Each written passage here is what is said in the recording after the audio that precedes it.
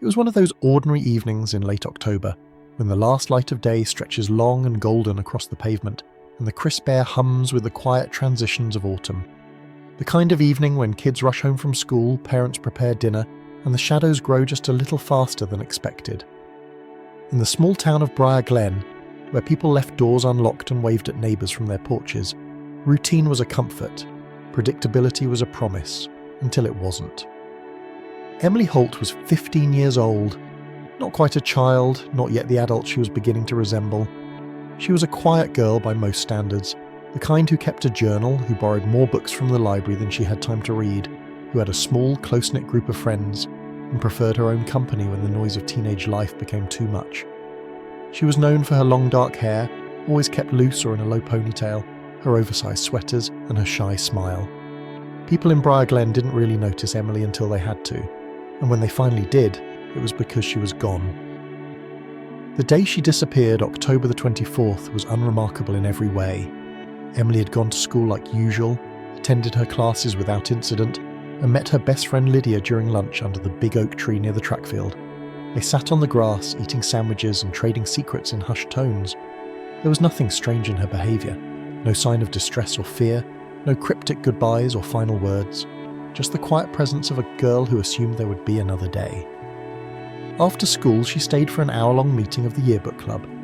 Emily was in charge of collecting student quotes for the fall section, and took the task with the kind of seriousness that made her endearing to teachers. She left the school at 4:17 p.m, as noted by the security camera mounted near the gym doors. The footage shows her walking alone, her backpack slung over one shoulder, her steps unhurried. It's the last confirmed sighting of her. Emily lived less than a mile from school. The walk home took 12 minutes, maybe 15 if she lingered. The route was familiar and well-travelled, winding past a quiet stretch of residential streets lined with maple trees, a small park, and finally the Holt residence, a pale blue one-storey house with a front porch swing and garden gnomes in the yard. She never made it there. When Emily didn't come home by 5, her mother, Rachel Holt, assumed there had been a delay. Maybe Emily had stopped by Lydia's. Maybe she went to the library. By 6, Rachel called Lydia, who hadn't seen Emily since lunch. She called the school. No one had seen her since the club meeting. By 6:30, Rachel was driving along Emily's route, panic mounting with every passing minute. The street lamps flickered on, casting their pale orange glow on empty sidewalks. Nothing. No sign of Emily. At 7:04 p.m, Rachel called the Briar Glen Police Department to report her daughter missing. A patrol car arrived within 20 minutes. 2 officers took a statement, wrote down a timeline, and asked about Emily's friends, her mood, whether there had been any fights or recent changes at home. Rachel insisted there had been none. Emily was quiet, yes, but she was steady, responsible. She had no history of running away, no secret boyfriend, no reason to leave. She was just walking home, Rachel said, her voice cracking. The search began that night, quietly at first. Officers canvassed the area, retracing her route, knocking on doors. Flashlights swept through the small park. Neighbours joined the search, wearing jackets and boots, calling her name into the dark. Nothing turned up, not her backpack, not her phone, not a single trace of her. It was as if she had vanished into the stillness between footsteps. The next morning, flyers were printed. Local news stations picked up the story. "Teen girl missing on walk home," the headlines read, accompanied by a school photo of Emily, her expression soft and unsure, as if caught between wanting to smile and not knowing how. The photo was pinned to bulletin boards and taped to store windows. It was shared online, reshared, commented on. People from nearby towns joined search parties. Volunteers combed the woods at the edge of town, the train tracks, drainage ditches. But the hours passed, then days, and Emily didn't come home. In the beginning there was hope, a stubborn, desperate hope that maybe she had just needed to escape, that she would call from a payphone, that she would walk through the front door with a story no one expected. But each passing hour without a clue tightened the grip of fear. Rachel stopped sleeping. She paced the floor at night, checking the porch every few minutes, as if Emily might appear out of the darkness, safe and whole. Her father, Mark Holt, who had been separated from Rachel for 2 years, flew in from Ohio and stayed in a motel near town. He joined the searchers, speaking little, his face drawn tight with worry. But beneath the panic and confusion, a slow, cold realization began to settle into the bones of the town. Something had gone wrong, terribly wrong. Briar Glen wasn't used to tragedy. It was a place where people knew each other, where the worst crimes were teenage pranks or the occasional bar fight.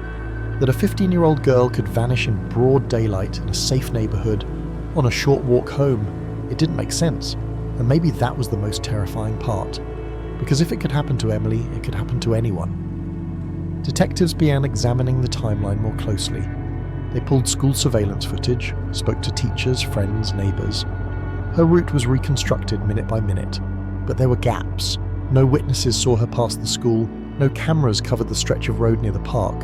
Her phone had last pinged near the corner of Sycamore and 5th Street, just 2 blocks from home, at 4:23 p.m.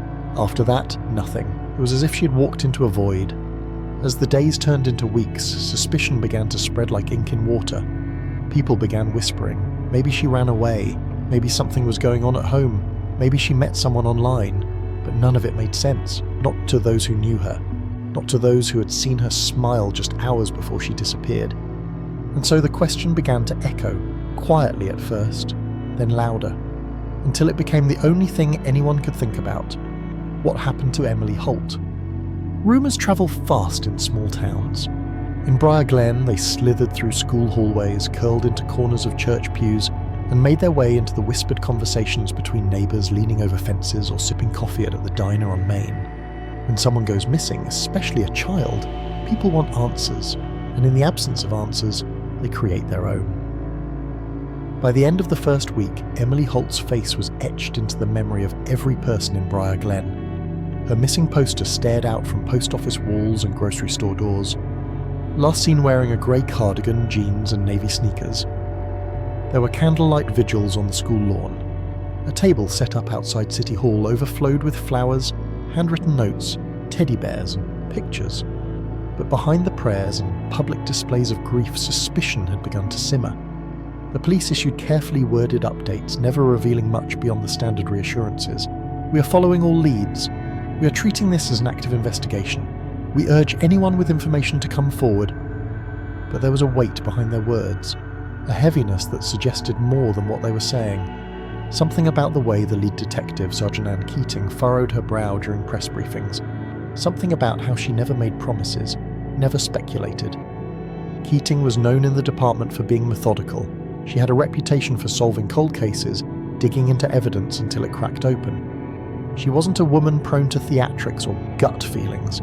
She believed in patterns, and to her, Emily's case didn't fit any of them.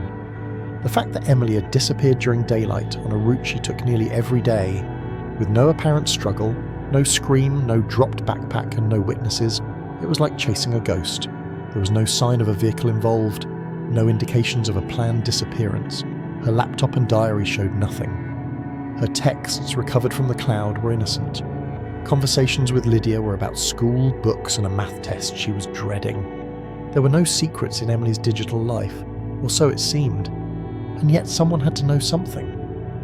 In the days after her disappearance, the police began interviewing everyone remotely connected to Emily. Her teachers described her as quiet, smart and dependable. A few said she sometimes seemed sad, but nothing out of the ordinary. Her classmates echoed the same. Emily was nice, sweet, a little shy. Lydia was the only one who seemed to know her deeply.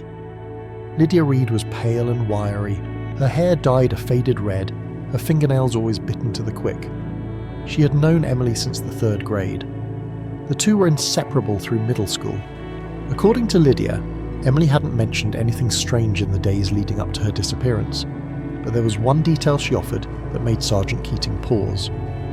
About 2 weeks before she vanished, Emily told Lydia she felt like someone was watching her on the way home. She brushed it off as nerves, said maybe she was being paranoid, that it was probably just someone walking behind her. It only happened once or twice, Lydia said, her voice low, her hands twisting in her lap. She said it made her skin crawl, but she didn't want to make a big deal. The lead was vague, but it was the first possible indication that Emily might have felt unsafe. Keating pulled footage from nearby houses on Sycamore and 5th. Most of the homes didn't have cameras. The ones that did either had footage overwritten or too grainy to make out anything useful. One camera, mounted above a garage, caught a blurry shadow moving past a tree at 4:20 p.m, the day Emily disappeared. No clear face, no license plate, just a presence. It wasn't enough. Emily's parents were unravelling. Rachel Holt became a ghost in her own home. She kept Emily's room exactly as it was, bed unmade, clothes still folded on the dresser, a library book open on the desk. The house smelled faintly of lavender and dust. The front porch light was left on all night. Rachel gave interviews to the news, pleading with anyone who might know something to come forward. Mark, more reserved, poured himself into logistics, calling tip lines, meeting with private investigators, pushing for updates from the police. They weren't together, but grief has a way of binding even broken relationships. They clung to each other in quiet moments, too hollow to cry.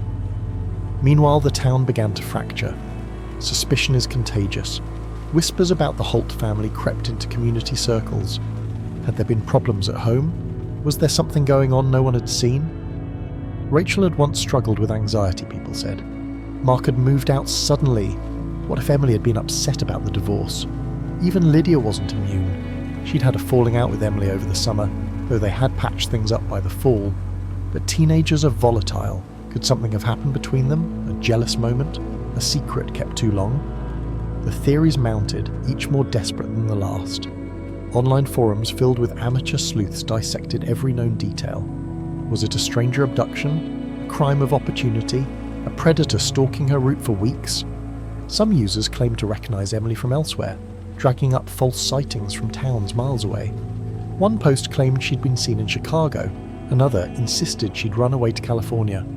The truth was far less dramatic and far more devastating. There was no trail to follow, no one came forward, no ransom call, no strange men reported in the area. Emily had simply disappeared, as if the earth had swallowed her whole. After 3 weeks, the official search was scaled back. The officers who had spent night after night walking fields and combing ditches returned to their normal patrols. The volunteers who had once gathered at dawn began to dwindle.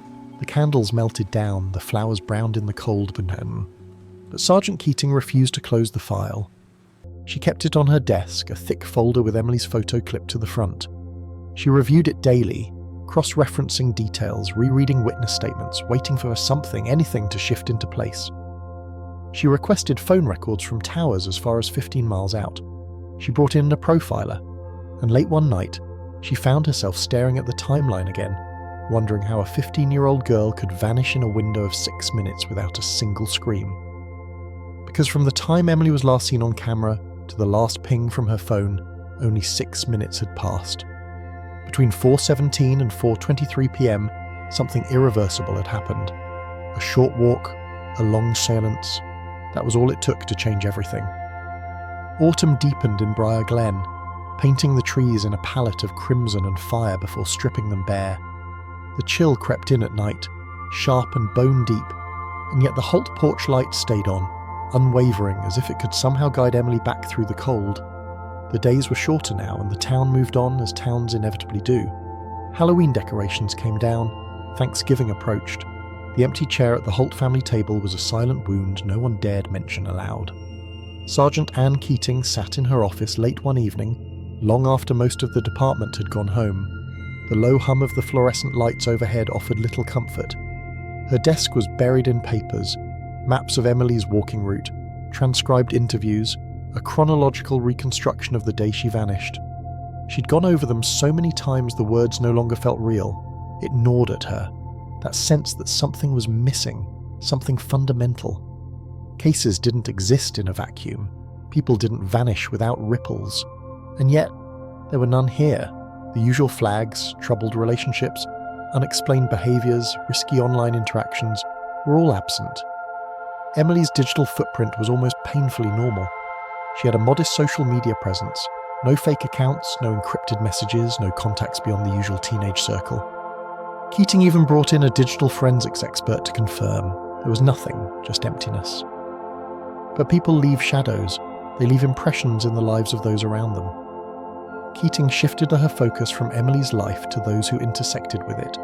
Teachers, friends, neighbours, anyone who might have brushed up against her in those final hours. That's when she returned to the statement given by a local handyman named Jonah Griggs. He was in his late 50s, lived alone on the edge of town and did odd jobs for the neighbourhood. On the second day of the search, he had casually mentioned seeing a girl walking near the park sometime around 4:30, he thought, but wasn't sure if it was Emily. He hadn't thought much of it at the time. The problem was the timeline. If Emily's phone pinged for the last time at 4:23 p.m, she couldn't have been near the park 7 minutes later unless she was still alive and on the move. Keating pulled the original transcript of the interview. Griggs had been vague, his memory was fuzzy. Might have been her, but I wasn't paying much attention, he had said. She had dark hair, wearing something grey. Could have been any girl, really. Still, Keating decided to visit him again. She drove out the next afternoon to his property, a weathered cabin tucked behind a row of pine trees off an unmarked road. It looked more like a hunting lodge than a home. Griggs answered the door with a guarded expression. He smelled faintly of oil and old wood. Inside, the place was cluttered but orderly. Shelves of tools, stacked newspapers, a fire crackling in a stone hearth. He was polite but distant. "I already told the officers everything I know," he said, pouring himself a coffee. His hands were steady, his voice even. "I saw a girl walking. Don't know if it was her." Keating sat across from him, notebook in hand. "Do you mind if I ask again, just to clarify? What exactly did you see?" Griggs exhaled slowly. "She was near the swing set in the park, just standing there, looking around, maybe waiting for someone. Then I kept walking." "What time was this?" "Hard to say. Around 4:30, maybe a little before." Keating studied him. "Were you walking through the park?" "No," he said. "I was cutting through Sycamore. You can see part of the park from there." "Did she look upset?" He shook his head. "Didn't seem like it." "Did you notice anyone else around? A vehicle? A person?" "Not that I remember." It wasn't much, but it stuck with Keating, the flatness in his tone, the certainty that didn't match his earlier vagueness. People's memories often changed over time, but Griggs's story had grown clearer, not fuzzier, too clear. Still, there was no cause for a search warrant, no evidence, just a hunch. Keating left his cabin uneasy. Back in town, Lydia Reed had stopped going to school. The whispers had gotten worse. Some kids claiming she knew more than she let on, others accusing her of hiding something. The weight of grief and suspicion was too much. Rachel Holt tried reaching out to her, but Lydia didn't answer the door. Keating arranged to speak with her again. This time Lydia looked thinner. She sat curled on the living room couch of her mother's home, sleeves pulled over her hands. Her voice trembled when she spoke. "I keep dreaming she's standing outside my window," she said. "Not moving, just watching." Keating gently redirected. "Lydia, do you remember anything else from that week? Anyone new around the school or neighbourhood? Even something small?" Lydia hesitated. "There was this guy. I saw him once, maybe twice on the way home, standing by the bus stop. He wasn't from town." "What made you notice him?" "He just didn't fit. Long coat, like army surplus, just staring at the street. Emily saw him too, said it creeped her out. That's when she started walking a different way." That hadn't been in the original interview. Keating leaned in. "Did you tell anyone else about this?" "No. Emily said not to worry. She didn't want to seem paranoid." Keating requested security footage from nearby homes once again. A week later, one shaky clip surfaced. A man in a long coat standing under a lamppost near the bus stop roughly 4 days before Emily vanished. His face was obscured. He never approached anyone. He never returned on camera. It wasn't enough to identify him, but it was something, a ghost at the edge of the frame. Keating reopened every tip that had come in, sifting through false leads, prank calls, and vague sightings. One voicemail, almost missed, had come from a gas station clerk 2 towns over. A girl matching Emily's description had come in around dusk the day after her disappearance. She looked tired, dirty, bought a granola bar and a bottle of water, paid cash. The clerk hadn't reported it right away, thinking the girl might have just looked like the one on the poster. The surveillance footage had already been recorded over. The case, once static, was now twitching with life. Shadows moved, stories bent at odd angles. A girl was seen standing still in a park, maybe waiting for someone. A stranger watched from across the road. A man in a long coat appeared and disappeared. And someone, possibly Emily, was seen a day later, alone and hungry, outside the protective walls of Briar Glen. Sergeant Keating looked again at the map spread across her wall. The pins had once formed a straight line, but now they meandered, grew messy. She no longer believed Emily had been taken and hidden away immediately. Something had delayed that, something had changed the pattern, which meant terrifyingly that Emily might have been alive longer than they thought, moving through unfamiliar places, scared, alone, trying to get home, and somewhere along the way someone had stopped her. The fourth week came and went with an eerie stillness, as if the town itself was holding its breath. The leaves had turned to mulch along the sidewalks, crushed beneath the feet of kids who no longer walked home alone. Briar Glen was no longer safe, not really. The kind of fear that had once belonged to far-off places had settled in, coiling itself around every parent, every teacher, every late bus. Rachel Holt had stopped answering the phone unless it was from Sergeant Keating. She didn't watch the news anymore. She couldn't bear the cycle of hope and heartbreak. The gas station sighting from the nearby town, Glenmont, had rattled her deeply. The idea that Emily might have been out there, just miles away, alive and needing help, and no one had seen it, was a torment Rachel couldn't let go of. She drove to Glenmont herself, wandered through the parking lot of that gas station like some phantom mother from a ghost story, asking questions, studying faces. But Emily wasn't there, only the lingering sense that she'd been close and then gone again. Keating followed the lead into Glenmont, checking in with local authorities, asking for any other reports that might have gone unnoticed. Missing kids, trespassing, attempted break-ins, loitering. But there was nothing useful. If Emily had been in Glenmont, she hadn't stayed, or she hadn't been alone. Then came the break. A quiet one, but a break nonetheless. On the Monday before Thanksgiving, a man named Tyler Reams brought in a battered cell phone he'd found while walking his dog in a wooded area off Route 11, about 9 miles from Briar Glen. It had no battery, just the shell and a cracked screen. He hadn't thought much of it until he saw the news report about Emily again, and remembered the picture of her holding a phone with a sticker on the back, a blue star. Keating had the phone analysed. It was Emily's. It had been left, deliberately or accidentally, off the main road, partially buried under pine needles and soil, not far from an old maintenance access path that led nowhere. There were no homes nearby, no cameras, just woods, deep, quiet woods. Cadaver dogs were brought in. A thorough grid search was organised, though Keating warned the family and the press not to expect anything. This wasn't a body recovery mission. Not yet. They didn't even know if Emily had ever made it to that stretch. The phone might have been dropped, discarded or planted, but the symbolism was impossible to ignore. For the first time in weeks, there was a physical link, an anchor in the void. While teams combed the woods, Keating revisited the question that had begun to haunt her. If Emily had left that park on her own, if she'd walked away from Briar Glen, why had she gone in that direction? There were no family members out that way, no known friends, no stores or public buildings, just rural sprawl, a few cabins and forgotten service roads. If she had been running from something or someone, it meant she hadn't run aimlessly. She had followed a path, maybe even been led down it. She called Lydia in again. This time Lydia's guard was down. Her voice was hoarse from crying. Her hands trembled as she toyed with the hem of her sweatshirt. "I didn't want to say this before," she admitted, eyes cast down, "because I thought it didn't matter. I thought maybe it was just another one of those rumours." Keating remained calm. What rumour? Last year, before summer break, there was this thing going around school, stupid stuff. People were saying there was this guy who would talk to girls online, pretend he was their age or a little older, real polite, real careful. Then he'd start showing up, not right away, but like weeks later, in person, near the school or at the bus stop. Some girls said he even waited by the park. I never believed it.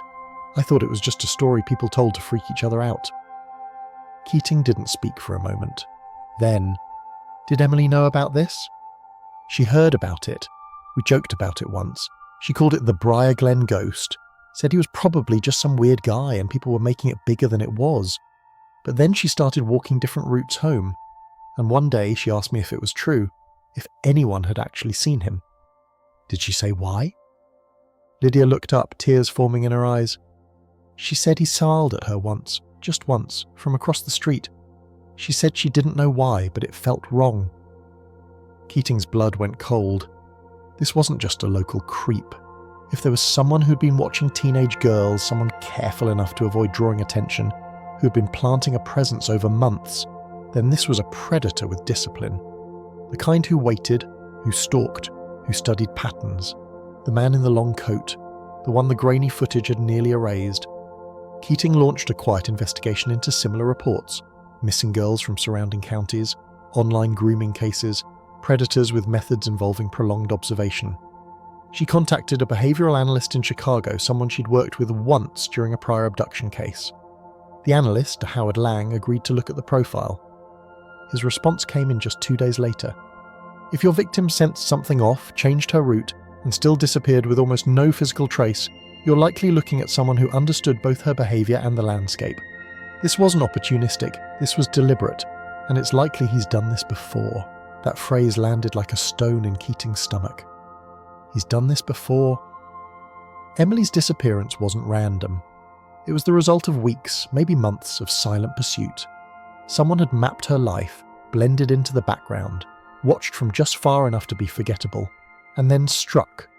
The woods where the phone had been found yielded no more evidence. But the presence of the phone itself changed the investigation. Now Keating could work backward, create a radius of movement, look for overlapping cell signals from devices in that area around the estimated time of discard. It would take weeks, maybe months, but it was something real. The Holt family, upon hearing about the phone, was devastated. It meant Emily had made it farther than anyone believed. But it also suggested something worse, that she had been kept, moved, hidden. Rachel clutched the cracked phone when Keating brought it by, holding it like a relic. The blue star sticker on the back had begun to peel. She had a whole sheet of those, Rachel whispered. She put them on her notebooks, said they made her feel lucky. Keating didn't know what to say. Later that night, she sat alone in her office, staring again at the blurred image of the man in the coat. She enhanced it as much as the software allowed, zoomed in until the pixels broke apart. He was out there. He had waited. He had taken a girl with no enemies, no secrets, no reason to run, and vanished with her. And if Dr. Lang was right, this man wasn't finished. ChatGPT said, winter came early to Briarglen. The first snow was a quiet one, just a dusting, but it lingered. It made everything look stiller than it already was. Christmas lights went up half-heartedly, as if the town couldn't decide whether to carry on or pause in mourning. Emily's absence was no longer just a shock. It had become a hole in the town's rhythm, a shadow over every normal moment. By now, people whispered less. There was less speculation, fewer outlandish theories. It was as if the town had collectively run out of energy to guess, and in that void the grief took root, not just for the Holt family, but for all the families who now looked over their shoulders on late walks, who held their children tighter at night. The fear was more permanent now, quieter, like something that had settled into the bones of the place. Sergeant Keating felt it too. She moved through her days with increasing intensity, propelled less by protocol and more by instinct. The phone discovery had reawakened the case in ways she couldn't let go of. She kept going back to the possibility Dr. Lang had laid out, that this wasn't an isolated case, that someone with experience had selected Emily, watched her, and executed a plan without leaving a trace, so she expanded her scope. Keating contacted departments across the state looking for any similar disappearances in the last 10 years. Teen girls, small towns, no witnesses, narrow time frames, missing during short familiar walks, errands, commutes, school routes. The connections weren't immediate. The names were different, the places distant, and each case had its own murky details. But slowly, patterns began to surface.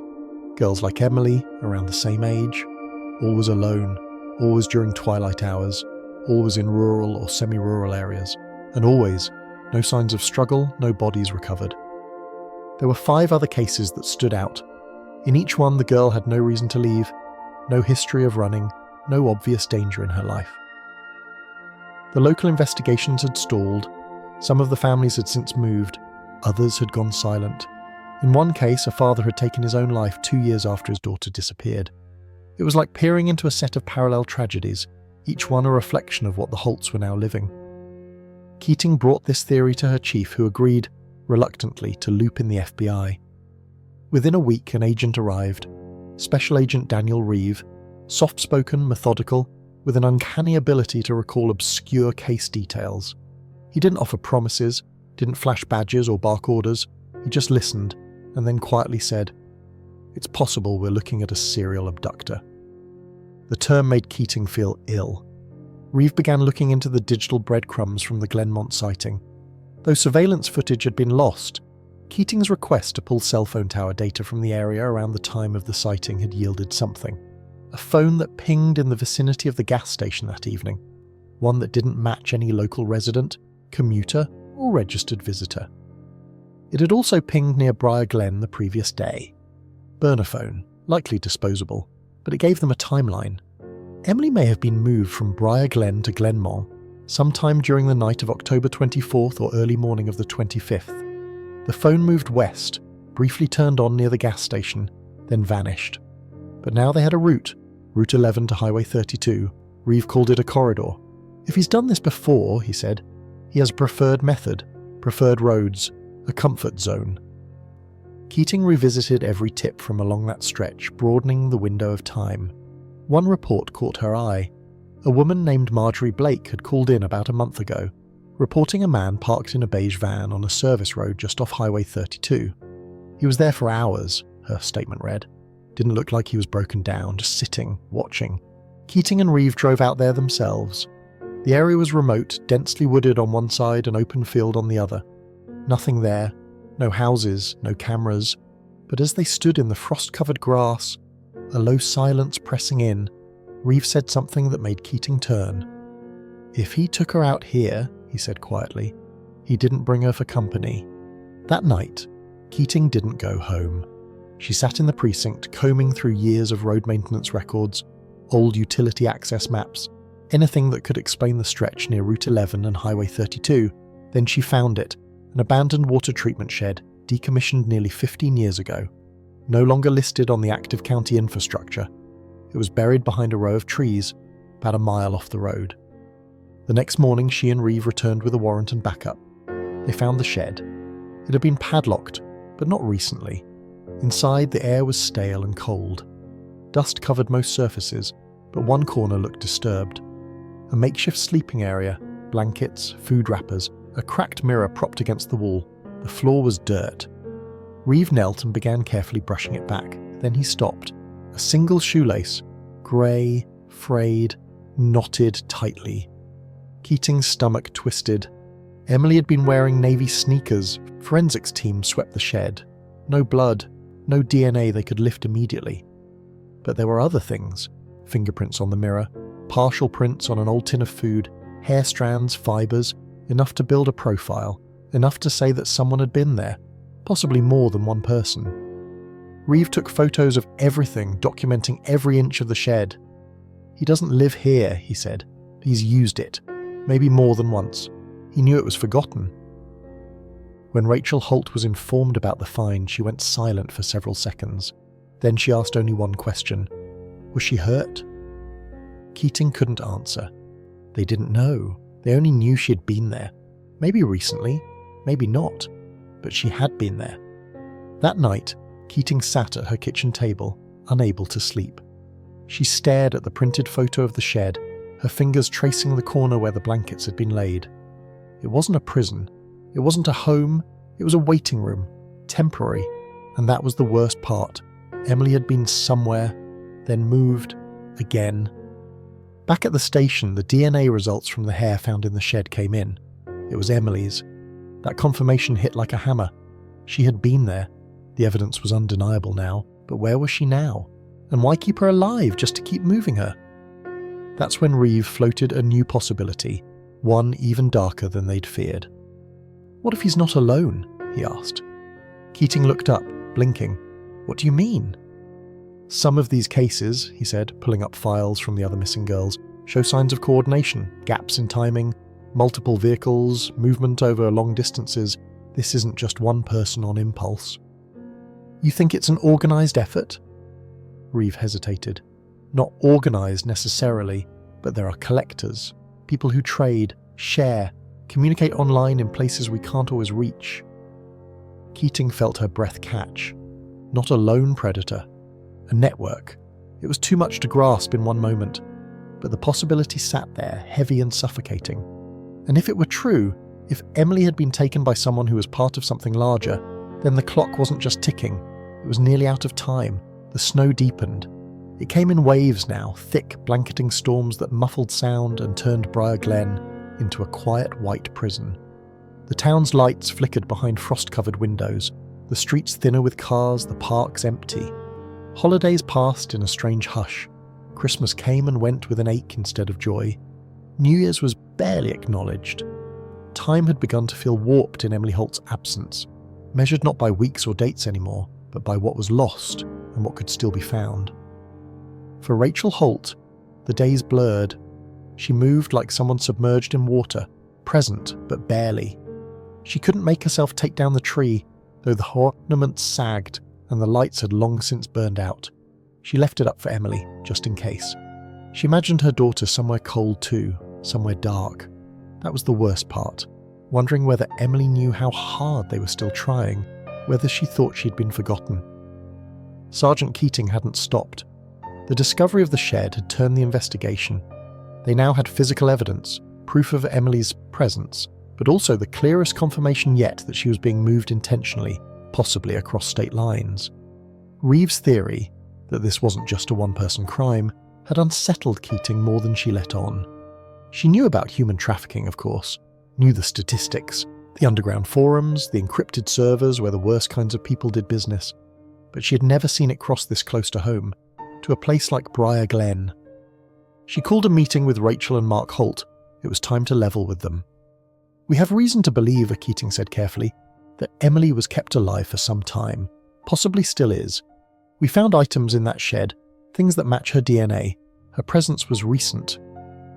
Rachel clutched Mark's hand. "Then she's alive." "We don't know," Keating said honestly, "but we're acting like she is. We've brought in state and federal resources. There's movement on encrypted networks, conversations we've flagged, mentions of a girl, matching Emily's description, on hidden channels." Mark stiffened. "She's being trafficked?" Keating looked at Reeve, then back to them. "We can't say for sure, but it's a possibility we're investigating." The word hung in the air like a noose. Reeve continued. "The communication patterns we've found indicate that at least 2 individuals were involved. One we believe is responsible for taking Emily. Another may be facilitating movement, transport, housing, communications. There may be more. These groups are loosely connected. Some are opportunistic, some are structured. But what's clear is that Emily is no longer with just one person." Rachel covered her mouth. Tears spilled silently down her cheeks. That night, Keating returned to her apartment and sat for hours going over surveillance stills, crime maps, behavioural profiles. She began to notice something she hadn't seen before, not about Emily, but about the abductor, the choices he made. He didn't take Emily from a crowded place. He waited until she was isolated. He avoided cameras. He left no DNA, no fingerprints, no witnesses. The discovery of the shed was the first real mistake, but even that had been deeply hidden, off-grid, used only briefly. This was someone with military precision, someone who understood surveillance, movement, silence. She asked Reeve, could he be former law enforcement or military? Reeve didn't answer immediately.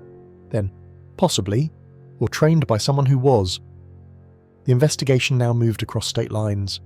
Similar missing cases had occurred in pockets of Pennsylvania, Ohio, and even as far as Kentucky, some never connected until now. Reeve and Keating began cross-referencing timestamps, traffic camera footage, toll records, and then something clicked.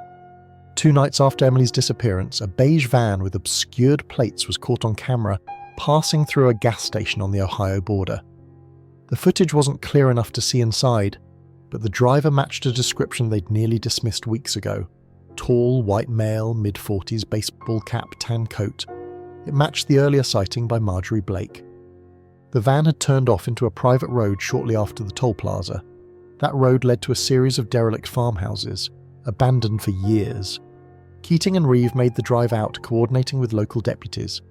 The snow made access difficult. They used snowmobiles for the last half mile.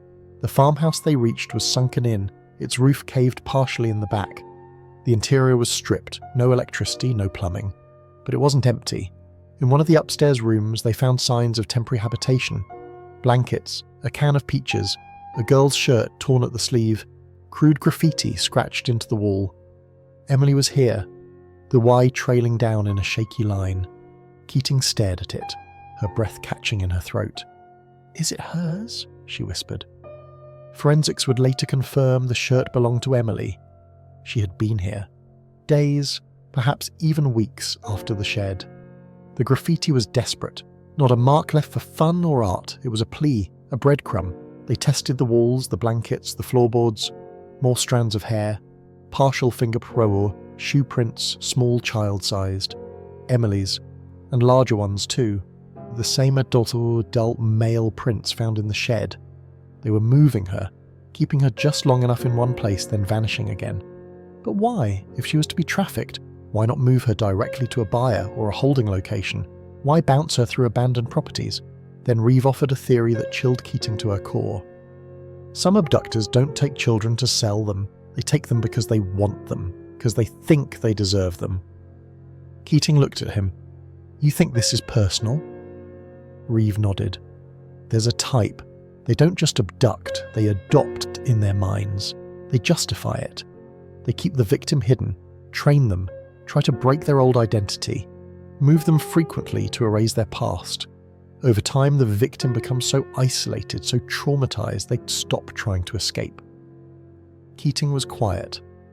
"And if this is that type of abductor," Reeve added, "we're running out of time to find her before she forgets who she was."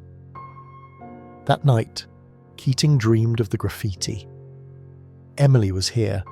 She imagined the girl in the cold pencil clutched in shaking fingers, scratching her name into a wall not to leave a mark, but to fight being erased. She woke up in a sweat. Across town, Rachel Holt couldn't sleep either. She stood at Emily's door, hand resting on the knob, but she didn't go in. The room had become a shrine, untouched, as though any movement might scatter the memory of her. She whispered Emily's name into the darkness, and somewhere in a place still unknown, a girl shivered beneath a threadbare blanket and stared at a crack in the ceiling she didn't recognize. She couldn't remember how long she'd been there, but she remembered her name, Emily Holt. The wind howled outside the old farmhouse long after the search teams had left, snowdrifts climbing the broken steps like time reclaiming what had been disturbed. Inside, the faint trace of life lingered, footprints, rustling leaves, the scent of decay and something else, fear. Emily had been there. That much was now undeniable. Her handwriting on the wall, her shirt, the strands of her hair, they all told the same story, but they also raised a more terrifying question. If she was still alive, how long could she keep moving? How long until she disappeared for good, not just from Briar Glen, not just from the case file, but from memory? Back in the precinct, Keating stood before a wall now plastered with maps and photos, routes highlighted in red, yellow, and blue, each colour a different possible trajectory. She traced them with her fingers, not unlike the way a mother might trace the features of her missing child in a photograph. The farmhouse was the third verified location tied to Emily. If this man, if these people, were moving her from place to place, there had to be a rhythm, a reason. These were not random spots on a map. Reeve had begun building a psychological profile. It wasn't just about Emily anymore. It was about understanding him. The man in the long coat, the ghost who'd waited just outside the frame. Reeve believed the man was a social chameleon, someone who passed through unnoticed, who understood how to move quietly through small towns, someone who could stand in plain sight and be forgotten moments later. Predators like this don't make decisions spontaneously, Reeve said as he pinned a new note to the board. They plan, they test boundaries. The spaces he's using, sheds, farmhouses, they're not homes, they're liminal spaces, places between here and there. He's keeping her in a state of transition. Why? Keating asked. Reeve looked at the map, then back at her. To erase her old world, to make her forget who she was before she belonged to him. Keating flinched at the word. Belonged. It turned her stomach. The profiler wasn't the only one working overtime. Keating had begun collaborating with cybercrime units specializing in the dark web, monitoring encrypted forums, file-sharing sites, invitation-only chat rooms, and eventually something surfaced. An image. Just one. Blurry. Grayscale. A girl sitting on a mattress in what looked like a storage container. Her knees pulled up to her chest. Her face partially obscured. It couldn't be confirmed as Emily, but there were signs. Her size, her posture, the clothes, the outline of the hair. The image had been posted to a private group buried 3 layers deep in a darknet marketplace under a thread titled Untrained. Soon to be ready. Reeve warned them not to rush. These people are elusive. If we scare them, they'll vanish. Again. Keating hated the idea of watching and waiting, but she understood. So they monitored the forum, traced what they could. Over time, chatter grew, mentions of movement. The girl was being relocated again, according to one post, to a Blue Haven. The phrase repeated across a handful of usernames. Could be code for a new location, Reeve said, or a nickname for a handler, or even a place, something they all know but won't say directly. Keating stared at the phrase, Blue Haven. It didn't sound like a name chosen at random. It felt personal.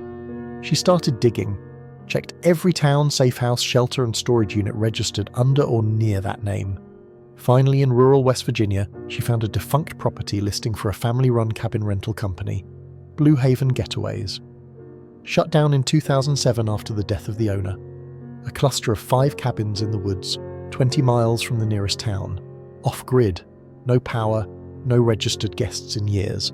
The cabins were still there. She called in a search team immediately. By the time they arrived, a snowstorm was beginning to build. The roads were nearly impassable, and it took snowmobiles and chains to get through.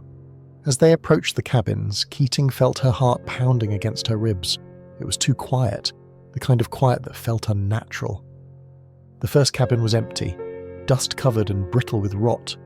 The second cabin showed signs of recent use, newer footprints in the snow, melted patches near the door.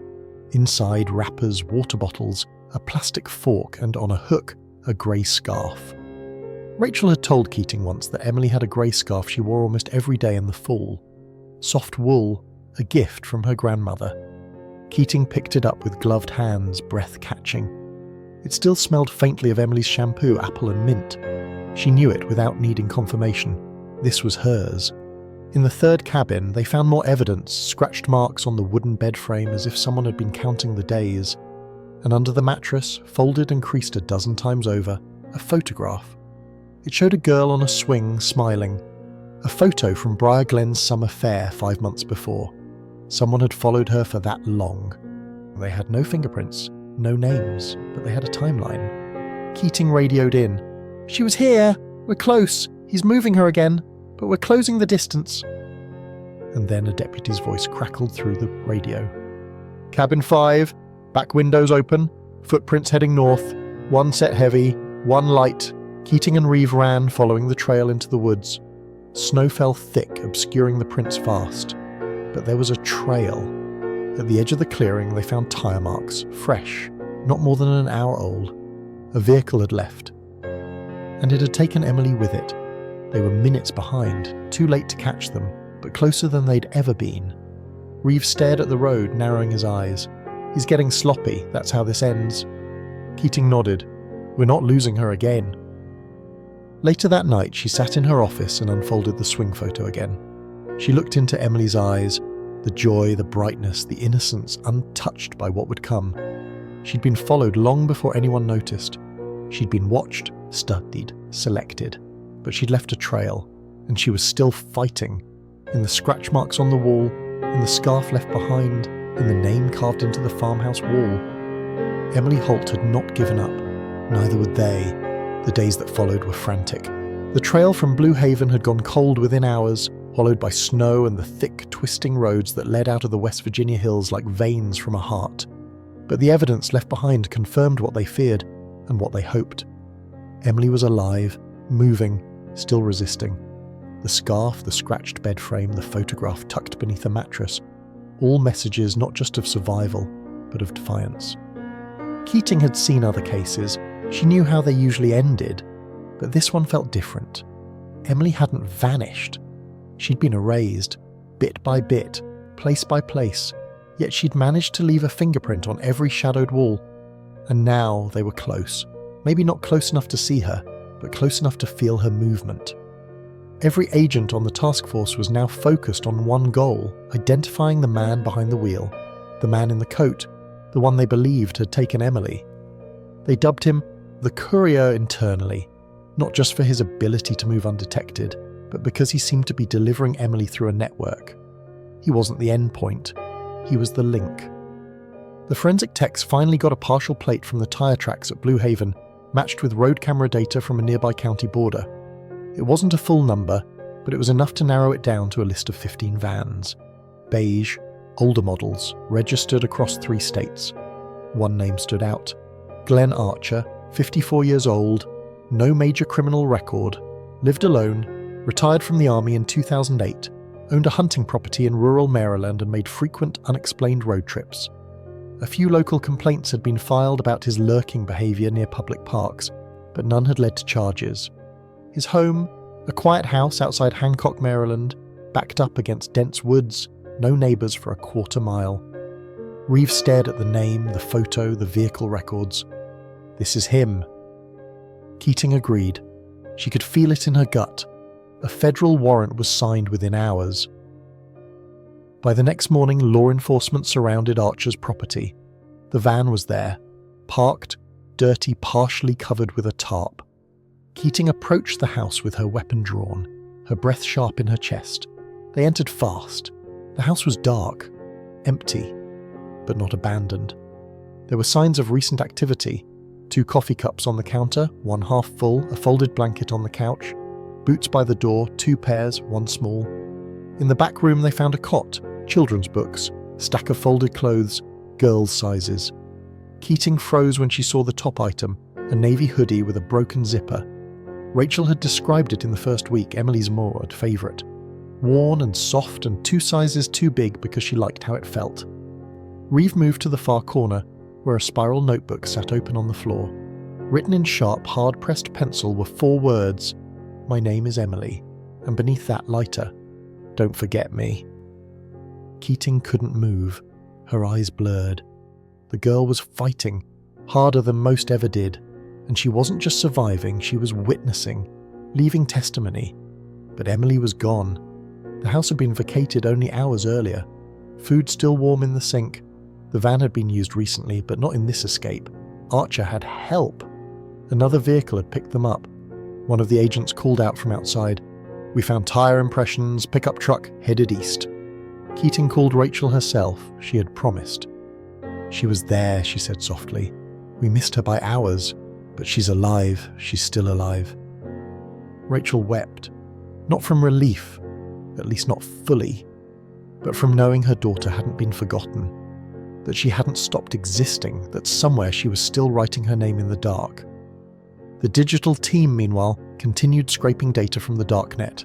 The forum threads where the original photo of Emily had been posted were now deleted, but a user, Mothkeeper45, had been active again under a new name. Reeves' team linked the new profile within a day. A post had gone up, timestamped just hours after the Blue Haven search. "Stock has been moved.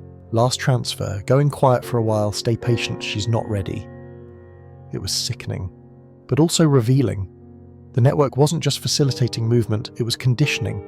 Emily wasn't being sold, not yet.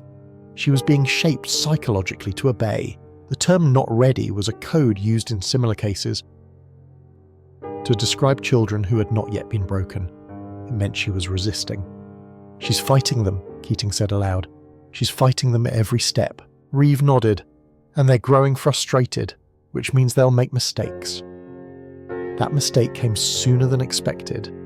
A digital tip came in from a cybercrime unit monitoring a hidden channel, an upload of a short audio clip. No video, just sound. It was shared by a user believed to be part of the trafficking network, likely for review or validation. The clip was distorted but included a female voice, trembling, reciting a list of answers: name, age, birthday, and then, "My name is Emily Holt." Keating played it over and over. Reeve had it analysed. The voice patterns matched Emily's earlier videos, the ones from before she vanished. The analyst was 94% certain. The FBI traced the IP address. It pinged from a motel in Delaware. 2 rooms booked under the name David B., a name tied to one of the burner accounts previously flagged in the investigation. They moved fast. Local authorities were notified. Keating and Reeve were in the air within the hour. When they arrived, the motel was already surrounded. It was a seedy place off the highway. tucked behind a gas station and a diner. The perfect kind of nowhere for someone who wanted to stay unseen. Room 14. They breached at 2:37 a.m. Inside, a man was cuffed without resistance. Not Glenn Archer, someone else, mid-30s, quiet, clean-cut, had been staying there under fake IDs. He barely blinked. But it wasn't him they were looking for. The second room. Keating's heart was pounding so loud she could barely hear herself think as they opened the door. And there, sitting on the floor beside a bed, knees drawn to her chest, was a girl. Pale, thin, hair tangled, a faded hoodie hanging off her shoulders. She looked up, eyes wide, silent. Then, "Are you Emily Holt?" Reeve asked gently. She didn't speak, just nodded. Keating stepped forward, kneeling beside her. Her voice broke when she said, "Emily, we're here. We're real. You're safe now." Emily blinked, then said in a whisper, "You found me." That whisper became a sob. A breath held for too long. Emily Holt was no longer vanished. But her story, her real story, was only just beginning to unfold. The moment they found her was fragile, like catching a flicker of light in a storm. Emily sat on the floor of that cramped motel room, her small frame wrapped in the oversized hoodie, her eyes haunted, but alive. She looked exhausted, worn beyond her years, yet there was a spark, a fragile thread of recognition that linked her back to the girl Briar Glenn had lost. Keating stayed with her, speaking softly, coaxing her out of the shell she'd been forced into. Reeve observed quietly, knowing that this was the delicate phase where trauma and trust collided. Emily's recovery was not a linear path. She had been stripped of her identity, reshaped in the shadows, and every question they asked risked reopening wounds too fresh for healing. They gently led her out of the motel. The winter night was sharp, the air biting as she was bundled into a warm jacket. For the first time in months, she breathed free air, not held captive by fear. At the hospital, doctors ran tests and assessments, both physical and psychological. Emily's body was weak but resilient. Her mind was fractured but fighting to piece itself back together. Rachel Holt arrived hours later. When mother and daughter locked eyes, tears spilled freely, raw, aching, a flood of relief mixed with heartbreak. Emily's lips trembled as she whispered, "Mom?" And for that single moment the world felt whole again. But the path ahead was long. Emily's silence was heavy, her memories fractured. Some pieces of her captivity surfaced, dark corners, whispered threats, the cold and the loneliness, but much was still locked away behind a wall built by fear and trauma. Therapists and investigators worked patiently to rebuild trust, knowing that answers would come slowly, if at all. Meanwhile, the investigation deepened. Glenn Archer had been arrested and charged with kidnapping and trafficking. The man from the motel, David B., was revealed as an accomplice, a courier within the network facilitating Emily's movement and conditioning. Federal prosecutors pieced together a sprawling network, uncovering other victims hidden in plain sight. In court, Archer remained cold and silent. His motives were twisted, rooted in obsession and control. The community of Briar Glen watched, haunted but hopeful. The girl who vanished on her walk home was found. But her story was no longer just about disappearance. It was a stark reminder of the darkness that lurks beneath the surface, even in the quietest towns. Emily's resilience became a beacon, not just a survivor, but a symbol of the strength it takes to reclaim a stolen life. Her name was no longer whispered in fear but spoken in determination, a vow that no child would vanish quietly again. And though the road to healing stretched far ahead, one thing was certain: Emily Holt would never be forgotten. The journey toward healing would be long and arduous. Emily's body was safe now, but her mind remained a labyrinth of shadows and fragmented memories. The days turned into weeks as counselors, detectives, and her family worked together to piece together the story she was ready to tell, and respect the parts she was not. Her voice, so soft and cautious at first, grew stronger with time. She spoke of days cloaked in fear, of cold nights where the only comfort was a whispered promise to herself to survive. The man in the long coat, Archer, and his accomplices were revealed to be part of a calculated operation, one that preyed on isolation, on the invisibility of small towns, on the trust easily exploited by those who moved quietly. The federal trial was exhaustive. The prosecution laid bare the network Archer operated, the chain of people who enabled Emily's captivity and trafficking. Victims once forgotten were named again, their stories retold with dignity and care. The courtroom became a place of reckoning, a spotlight on the darkness that had once swallowed a girl on her walk home. Throughout it all, Rachel Holt stood as a pillar of unwavering hope, her quiet strength inspiring not only her daughter but a community desperate for justice. The small town of Briar Glen, once silenced by fear, began to reclaim its voice. Awareness campaigns, safety programs, and community watches sprang up, each a testament to Emily's fight. But Emily's story was not just one of survival, it was a call to action. It forced the world to confront uncomfortable truths, the vulnerabilities that allow children to vanish, the networks that profit from silence, and the resilience required to break free. The scars she carried were invisible to most, but to those who listened closely they spoke volumes, of pain endured, of a battles fought, of a future reclaimed. On quiet evenings, when the wind rustled through the trees near her childhood home, Emily sometimes walked the same path she had once taken, now with eyes wide open, a survivor's gaze fixed firmly on the horizon. Though the shadows of her disappearance would always linger, she walked forward, a testament to the power of hope, courage, and the unyielding human spirit. The girl who vanished on her walk home had been found, but more importantly, she had returned, and her story would never vanish quietly again.